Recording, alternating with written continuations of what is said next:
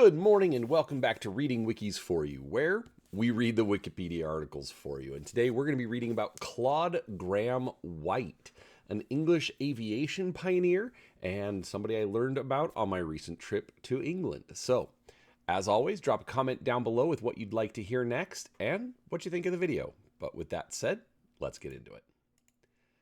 Claude Grahame-White was an English pioneer of aviation and the first to make a night flight during the Daily Mail-sponsored 1910 London to Manchester air race. Early life. Claude Grahame-White was born in Bursledon, Hampshire, in England on 21 August 1879 and educated at Bedford School. He learned to drive in 1895 and was apprenticed as an engineer and later started his own motor engineering company. Aviation career. Grahame-White's interest in aviation was sparked by Louis Blériot's crossing of the English Channel in 1909. This prompted him to go to France, where he attended the Reims aviation meeting, at which he met Blériot and subsequently enrolled at his flying school. Grahame-White was one of the first people to qualify as pilot in England, becoming the holder of Royal Aero Club Certificate No. 6, awarded in April 1910. He became a celebrity in England in April 1910, when he competed with the French pilot Louis Paulin for the £10,000 prize offered by the Daily Mail newspaper for the first flight between London and Manchester in under 24 hours. Although Paulin won the prize, Grahame-White's achievement was widely praised. On 2 July 1910, Grahame-White, in his Farman 3 biplane, won the £1,000 first prize for aggregate duration in flight, 1 hour, 23 minutes, 20 seconds, at the Midlands Aviation Meeting at Wolverhampton. In the same year, he won the Gordon Bennett Trophy race in Belmont Park, Long Island, New York, for which he was awarded the Gold Medal of the Royal Aero Club. On 14 October 1910, while in Washington, D.C., Grahame-White flew his Farman biplane over the city and landed on West Executive Avenue near the White House. Rather than being arrested, Grahame-White was applauded for the feat by the newspapers. On 26 September 1911, at an international air meet at Nassau Boulevard, Long Island, New York, attended by Eugene Ely, George W. Beatty, Harry Atwood, Bud Mars, J.A.D. McCurdy, and Matilda Mosent, Grahame-White won a prize of $600 in a speed contest for flying his monoplane 10 miles at a speed of 61.5 miles per hour. He is known for activities related to the commercialization of aviation, and he was also involved in promoting the military application of air power before World War I, with a campaign called Wake Up Britain, also experimenting with fitting various weapons and bombs to aircraft.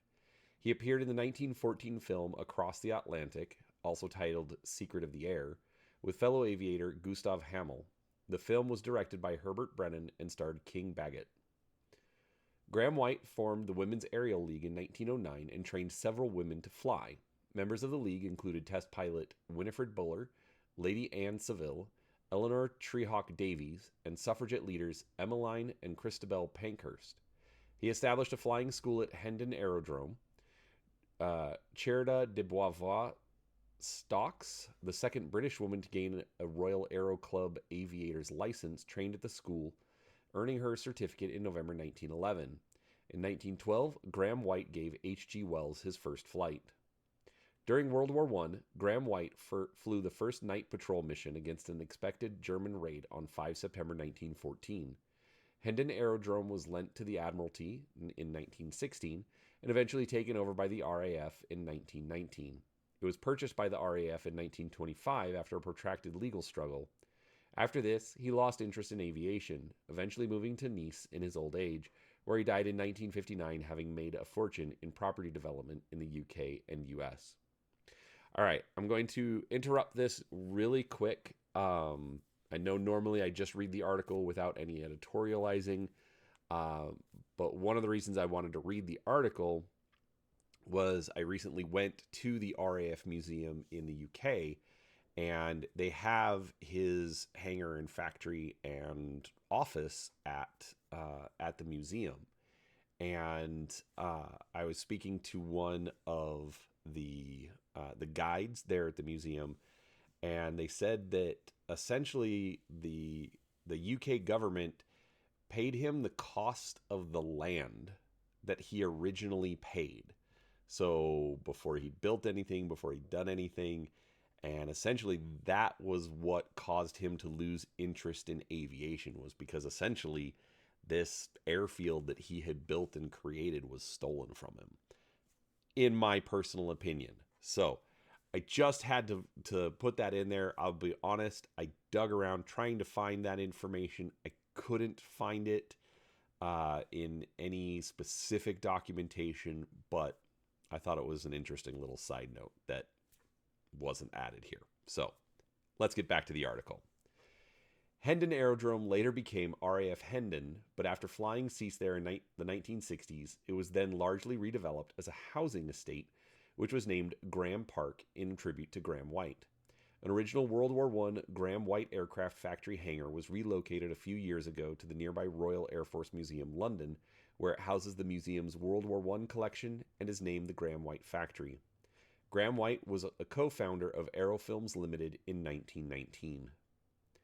Grahame-White Aviation Company.